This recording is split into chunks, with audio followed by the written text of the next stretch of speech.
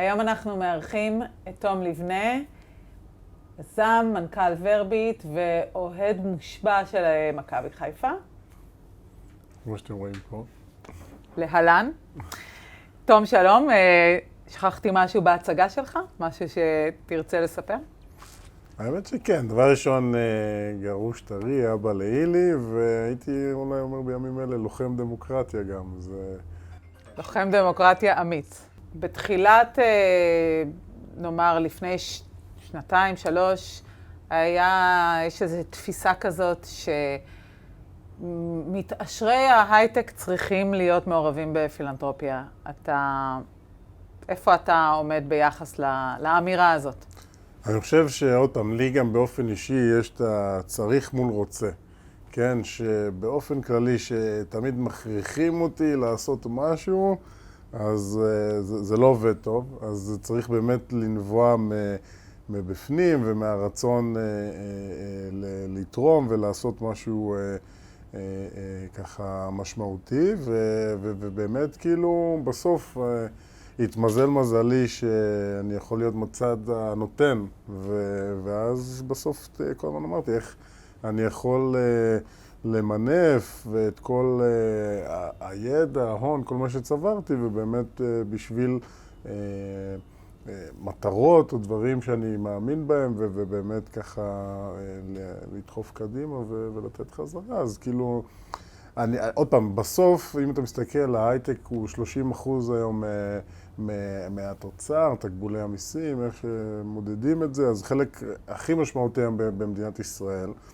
ואם אנחנו מסתכלים על הפרופורציה של נקרא לזה התרומות, אז אני לא חושב שזה, אולי לכם שאין נתונים יותר מדויקים, אבל אני חושב שזה משהו שנהיה חדש יחסית, ואני מקווה שעם הזמן שיותר אנשים יראו שזה באמת, יש פה best practice וזה מקובל, אז ככה מה שנקרא חבר יביא חבר, ואני רואה את הקצב שקשת גדל, אני מקווה שזה ימשיך ככה, ובאמת נוכל ככה להמשיך את העשייה הזאת. ונאמר, אם אתה צריך להסתכל על עצמך, כי הרבה אנשים שואלים אותי איך אפשר לגרום ליותר אנשים לתת, מה המניע שלהם, אז מאיפה זה, אם אתה יכול לשים את האצבע, זה חינוך, זה ערכים, זה מהבית, זה דברים שקרו לך בחיים, איפה זה פוגש אותך ואיך אפשר באמת להעביר את זה הלאה?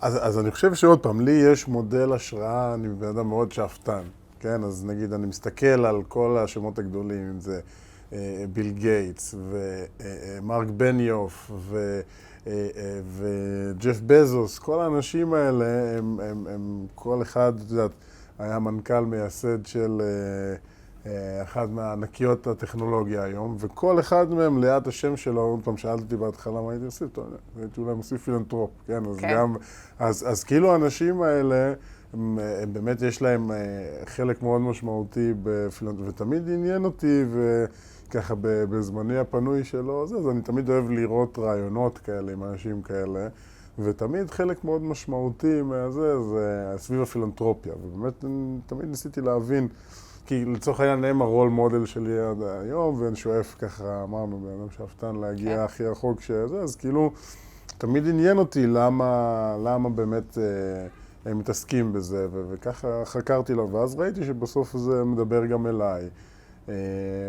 וברגע שבאמת ידי הייתה משגת, אחד הדברים הראשונים שידעתי שגם בתורה מדברים על מעשר, אז תמיד אתה רוצה לתת ולתרום, אצלי אני מקווה שזה יהיה יותר ממעשר, חלק משמעותי מההון שלך, ובאמת לקבוע מה המטרות, דיברנו, אולי נדבר על זה קצת, איך קובעים למה איך באמת אתה מחליט? איך אתה... אז את יודעת, אז יש נושאים שמדברים אליי באופן אישי, אם זה חינוך, אם זה רפואה, דברים כאלה שאני באמת ככה מאוד מדבר, אז כאילו מבחינת אסטרטגיה, אז אתה אומר, זה האזורים שאתה מתמקד ובונה לצורך העניין את הפורטפוליו, את זה סביב זה, ואז לפעמים יש דברים אד-הוקים, כי אני יודע שלאחרונה פנו אליי, נגיד, שקשור לצה"ל וכאלה שהלומי קרב ודברים כאלה, אז כאילו אני הייתי ביחידה מובחרת בצבא, בסיירת,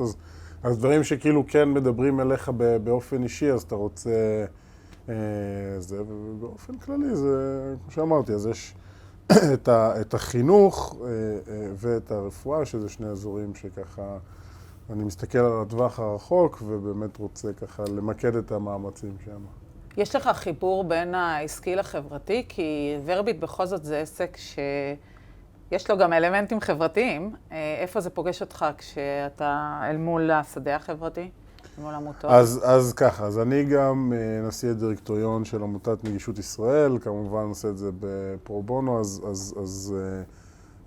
אז יש את החיבור הזה, כי בסופו של יום אני מסתכל לא רק על ההון שאתה תורם, אלא גם על הזמן, כן? כי אני חושב שחלק, אחד הדברים הכי משמעותיים שלנו בתור יזמים, זה הזמן שלנו ואיך לחלק אותו בצורה נכונה, אז כן, לראות שאני ככה משקיע בזה, ומעבר לזה אני גם תורם לעמותה הזאת, אז כאילו בסוף יש איזשהו קישור בין הדברים, וזה, את יודעת, בסוף עושה גם טוב לנפש, כן? כאילו אני מרגיש שלפעמים אני מקבל יותר ממה שאני תורם, כן? כי זה באמת ככה מילים החמות, אפילו שאתה מקבל מאנשים, אז זה לפעמים נותן לך את האנרגיות ואת התמריץ כזה להיות אפילו יותר ממה שהיית בעבר, אז זה באמת ככה, אותי זה ממלא.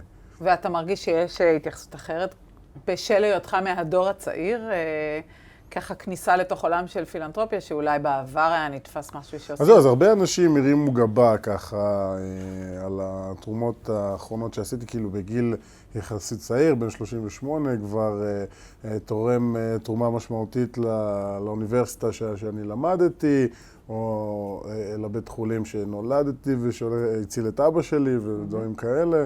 אז כאילו, בסוף אני עושה מה שהקול הפנימי שלי אומר, ולא מקשיב לאף אחד חוץ ממה שזה, כמו שגם ככה שהתראיינתי בתחילת השנה לגבי מה אני חושב על המהפכה המשפטי, וזה, זה לא היה מתואם עם אף אחד מחברי הבורד, וקיבלתי על זה הרבה ריקושטים אחרי זה, אבל בסוף יש את הקול הפנימי הזה, שהוא מה שמניע אותי, אז הרגשתי שזה נכון, למרות שזה קצת בגיל צעיר, אבל אני מקווה שזה ישמש כרול מודל לאחרים, שיבינו שיש פה הרבה מעבר, כן? זה כאילו משהו שאנחנו צריכים לתת דוגמה לדור הצעיר שהוא העתיד, ויש פה באמת משמעות, נקרא לזה. תפקיד מאוד משמעותי, וגם לפילנתרופיה אין באמת גיל. זאת אומרת, אפשר לייצר השפעה כל עוד יש רצון ויכולת. אני יכול להגיד שלא יודע אם זה עצוב או שמח מזה, אבל בגיל 38 עשיתי לעצמי מתנה ליום הולדת, רשמתי לעצמי צבא, וחלק משמעותי מהצבא, גם קשת מופיעה שם, וזה, כי זה איזשהו משהו שאני רוצה להנציח אותו ולהמשיך אותו לתמיד. ואיך באמת הגעת לקשת? זאת אומרת, איך בחרת דווקא בדרך הזאת? כי יש עוד דרכים. אז קשת זה דבר ראשון, עוד פעם, זה מודל שמבוסס על, עוד פעם, ותקני אותי אם אני טועה, על משהו שקיים בארצות הברית, שהוא לא היה קיים במדינת ישראל, והוא היה משהו מאוד מאוד חדשני, ובסוף, גם שאני כאילו התחקתי אחרי השמות שאמרתי מקודם, אז גם להם יש ויקל מסודר וזה, ואמרתי, טוב, אז זה, ואז באמת ככה חיברו בינינו שהייתם ממש בתחילת הדרך, ואני אמרתי, איזה כיף כאילו להיות מהחלוצים והראשונים, וזה, כמו שאתה רואה, לאורך השנים הפעילות שלנו גדלה, ובעזרת השם תגדל עוד. אז אתה ממש רואה את זה לטווח הארוך, עד כדי כך שממש חשבת לשים את קשת בצבא כדי שזה יהיה... זה כבר קרה, זה לא... זה מדהים, זה מדהים. זה כבר היסטוריה, כן. זה ממש מדהים. יש איזה מסר שאתה רוצה ככה להגיד אותו, כי אני יודעת שאתה באמת חלק מדור שהופך להיות מודל לחיקוי, ואני מאוד מקווה שעוד אנשים יראו את הסרטון הזה ויקבלו קצת השראה על החשיבות של הפעילות שלכם במדינת ישראל, אז כל דבר שאתה רוצה לחלוק, אנחנו נשמח. אז בסוף יש כזה, קוראים לנו מתעשרי הייטק, כן? כאילו, אז באמת, כאילו, אחד הדברים הכי חשובים שלפחות אני לא נתתי לזה לעלות לי יותר מדי, ועדיין מגיע למשרד עם אופניים, ובאמת שומר על צניעות ומדבר עם כולם בגובה העיניים, אז אני חושב שזה משהו חשוב, ואז אני אחבר את זה גם למסר שאני רוצה להעביר, כי בסוף, אז ברגע שנפגשת עם הון משמעותי, יש לך גם אחריות. מאוד מאוד כבדה, ואיך אתה זה. אז אני רואה הרבה אנשים שכאילו מנסים להראות שיש להם, אז עם שעונים במאות אלפי דולרים, או מכוניות, או עצים, וכאילו לא, עדיף שאת הדברים האלה נשמש לתרומות, או לדברים שעושים אימפקט משמעותי, ולא רק להראות שיש, כן? אז כאילו אני חושב שבסוף האלה ששומרים על הצניעות, ולא זה, אז באמת בסוף יחזור, תמיד אומרים כמו בורינגהם ובגדול. לדעתי, אז אני חושב שהאחריות שמגיעה עם ההתיישבות, צריך להסתכל בלבן שלהם ולחשוב שאתה רוצה לעשות עם זה דברים משמעותיים בעולם, ולא הנאות רגעיות שכאילו יגידו עליך איזה וואו, איזה. אז זה מסר מאוד משמעותי לדור הצעיר שמתעשר, אז באמת יש לנו אחריות. אנחנו נהיה גם אלה שנוביל את המדינה בעתיד, וצריך להתייחס לזה בהתאם, ויש לזה אחריות ומשמעויות.